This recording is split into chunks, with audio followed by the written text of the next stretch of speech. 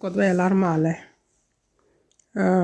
Langa kod ko chia tia kamal ke chia but kamal ke chia ba kamal.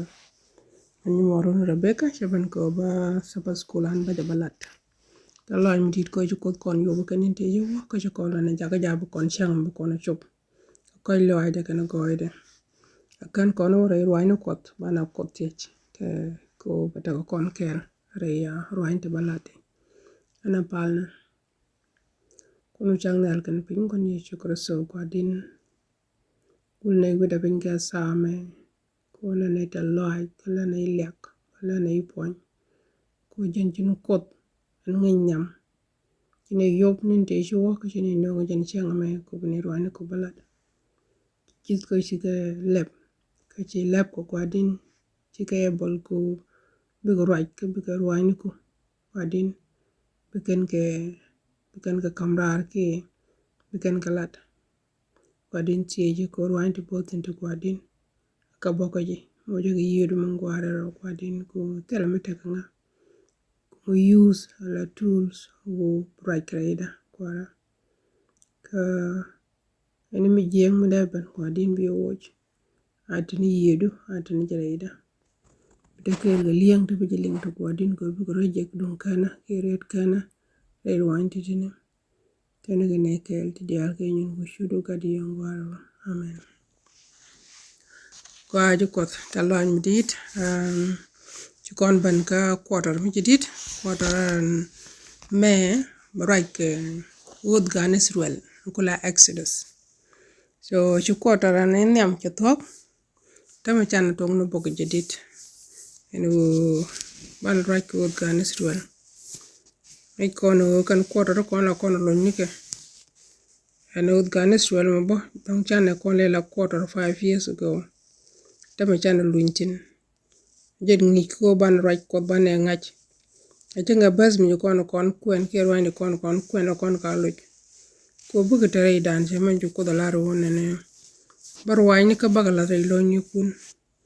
ko butagnin ti biban ti dong bu kon tel bong na do rwani ti re lo ni kon ken bi kon jaga bumto ninti jak bi ka baj bi ka chene ke ninti te cha jak cha ka cheng jak te ke ninti dong no bible cha jak alo ruwani ko ten tere dan ken bu contact so chwane ngang ko ban ruwani ko bana ko loj ka bana bas ne bana ka memorize ko re tie dan cheng bitcoin ko ruwani ko bu kon ka repeat ke bu kon ka nyo ko rodan ko jawo dor mi che nyok la ja ngedi la tok so ana lesson nyam che sign de che ta nyu ne chere ke sian jek ichanga ga disrol jek bad binawo ka kutugde chere ke background ka binawo ka dam moses taban ba right ke Thursday che laro ne ke tugli ni che gore change of plans lo do chere ran miti mi chiri alka blat da ye ger alo ger ka mi chiri alka mi blat kie do man ci charo di woko je bi rit kie bro du rit ku dum do den so ya Thursday di text de ye jaka ka jana wod gan Israel shokra de ye kan ka bas walkel awaka janara wod die so raje ke Moses kata de roi kon ke Moses ngi kono jene kam ga Israel ka jene ju kodral ko ga Israel be kamrar ngi kon me shi tuwo kana ga Israel me shi go ke Egypt yang wo shinga ka ngwane shi ngwan ka cheta ka time cha ka kujo ba kana de cheta ka time wo shi fero mi jidit che ban mi kwich te go te chalat ga Israel shi bana wona ne che ka ban cin jak jaga jagalat jaga slave ka duwa jaga ka shan ka jak anta mo jan time ba banda Moses me cha dab ko jaga jenta men na ka god ko cha wa god Israel shi ga ngwan bi ga woj bi kana na so Egyptian ni shi ga dwal mene me cha cha cha mentala managam cha ga jogu mi ji shigi bro mi cha dak ka gadu dol biyawo biya yor yer chap gwan jengi na mo ko goro de mo su de nak gwan jeng taban mi ti mi bu gwa mi ban la ja tak ngoda kana ni akan ne banalong che me mo je Jesus attack ko mu gad mi cha da bala gad pudula we nagaje so jen ci to ko mo su jene to ko Jesus ba so but ko mi ci ko do gor la we goide ko ala go ni la de ci ko do wala de eno mo su zo wa de nak ci awo yor yer ko ci awo kwa nya fero nkai ka goy ko lade shola o lo ni jogo shu mana barom mana malwe ngade la mo jon ko ade la dem ko en man Moses ngajino ngada me yore je yer ku je betik bat ci ko dare alaka ka shapa ci alaka ka jama ci ngang ci lu ne ka mana barom man malwe so Moses me ce ku lo ka fero me ce ku rami sharan me cha ku lo jogo ku shang dor fero lo gat nya fero mi dang gwad bo ki ga nini bo ki ga rundi bo ajadam dawo kom kwar don fero ko chere ke heritage chere ke jan gada ba kam kwar lo ram ko ram jaga chiang kwara ngi ga jaga ngi kwara alo cha la gor che ti dial cha ga nyin fero cha ga ngat chere ko me te kel kan man ba shi mana ngi jo gwa che nyini bro cha ga ngat to ko dien che ngat chere me la lar ke ngi ni gat ngode kwa ko mu wedit che ga wapal ente tingi ka je I believe Moses ta ngi man ta ngi long ko miracle cha lo gat mi ci de wuliw bat ci ko wul wo job lo de ci man ngi gwa ko gan Israel ke save che ke save ke je kane che kan ke kane che kane Moses ba cha la de lo de ti dial ton ci ko taw re lo ide so me she walk dor fero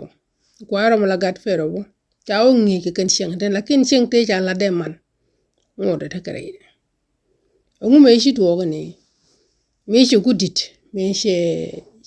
la ka wa go je ken jibro o sheng ke jak lo de ci jak che gor che no mene me che rane bro che banjek nyin ken Egyptian ko ne ju ngaje woni ne chu Egyptian chu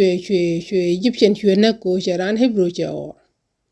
me che Egyptian che nak che ko ne le da o me che le to ko ne be hebrew ndara baga barej chu jojo ran hebrew do den che jogo no o jin wuro bi na che Egyptian ne che nak pan mi ko ne le da wana mi Moses che dual che ngaje o cha ro cha ngaje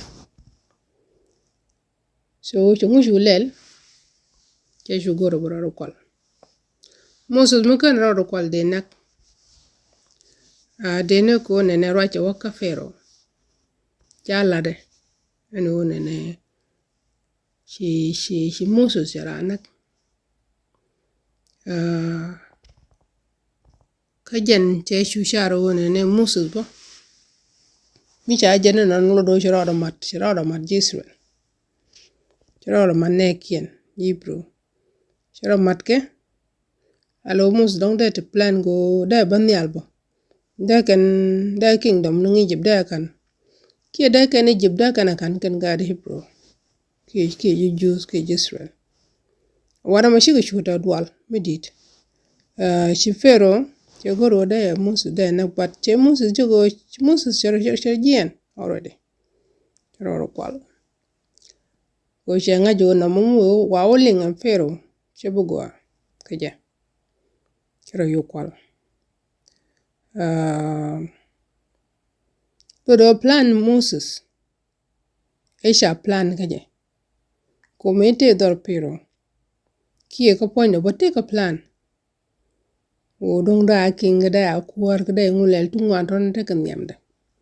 but be chi na ma she ban tuok chute de lo do chi plan jero ke chelet ngu tore ite ka dan kona sometime la ti ka plan melede ka setene dong da do da tuok da plan do da ro ke de ye plan ba bi jien wo wujiru dien but mi chita mi chi ban chiro ka de plan de ye ger ajen chege Moses take a plan ka take de ke Egypt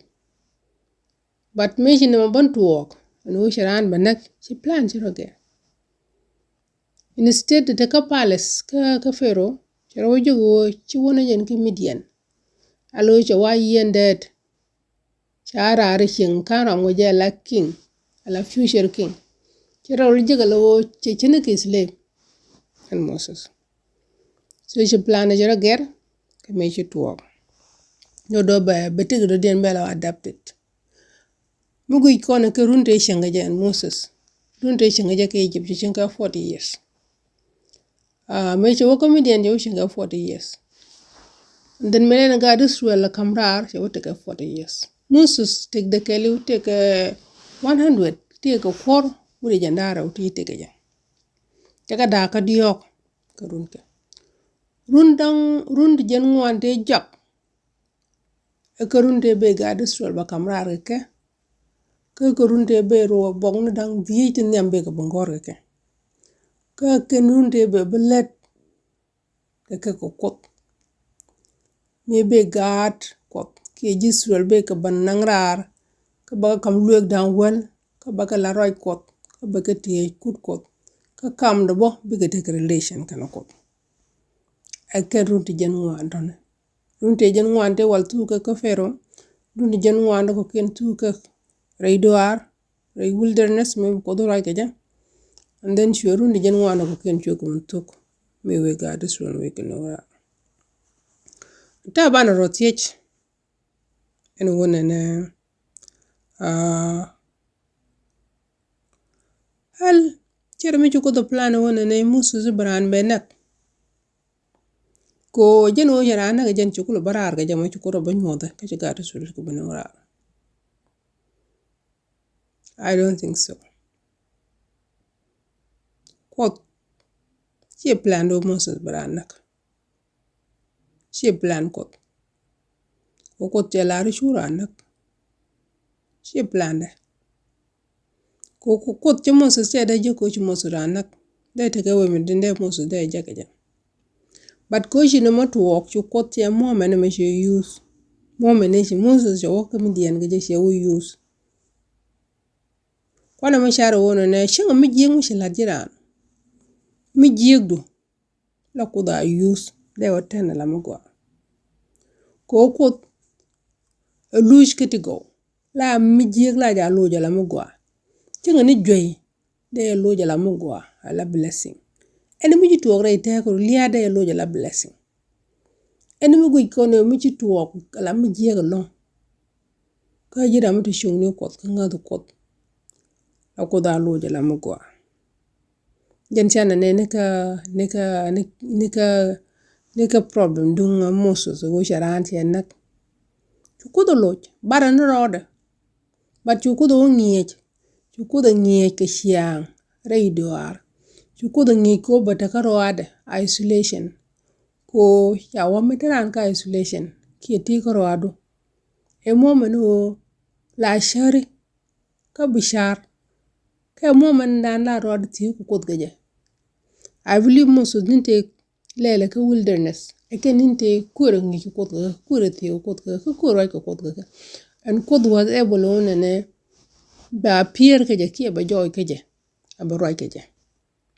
so re ita ka dan sometime joka isolation e moment on ne bruti o kot ko roi ko kot ate situation la to re ita ka chang tan jin ga joy tan jin ga accident bro je go ti shang shiwolet la sometime don't lo di jat ko budu be je ko share ti je but do you know that the moment go ko the use ko ne broad ti ge ki bro ti je ki bi time spend ka bible ko ne re shiang dan ta ta lo kon time ko ne spend ka bible ko time dan rewa kam nu ngwane kam nu wur kon kam ka tilet kon ka tela time ngo mi je kon mu kon spend ko sometimes kud la da ngwane da ka tuok don't chi nya la bo tuok but the moment don't chi ngwane tuok ja they been using them positive ajen ti tuok ko moses moment ne che tuok go je mi je kyalat ku da mantena la moment mu ko la moment ne obro de tie ko to ja kot let ke kel ke du ke kel ajen ko sirti ko ga la goto ko ne na banoro ngi kele de ye ngajo ne me alat ko lu do no mi to ko ran ci ro jigo cha ya isolated ki jin tri ka isolation ye ngajo moment me ku do use ko obro de tie ke ja kamru ay ne bakelin kamru ay ne ga bago kwen ka bu yew ko ba bareyda ka jen moment mo mu kwen kon ko Roman 8 ala pa jendara wuda bandak chelad dingu chelada chelaro ti dial lot ko roko ci woti dial tu tuwo ko kon ci won lot ko rodin ko ci woti dial karam ngap ci won ko ti dial tel exceptional ene mi go am tuwo ko ji mi je mu tuwo ko ji ene door do rodo ko so ko bu mo kon ko sholo kon an hotel mi wane darana lul bolle ni jike mi jiek lakini mi jiek mo ko jin ngal ko akut la ja tena alo ba positive ke aba blessing ni ram le de ji de la ga ni jen so ko dan o kon mo nokon je di dial je real ka ku dan ko shi loidan bi jat ke shi loidan ci bi pir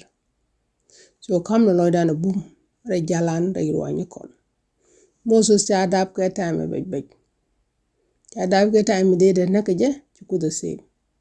cha la orom ka farun mi jira la nak ci rabar ko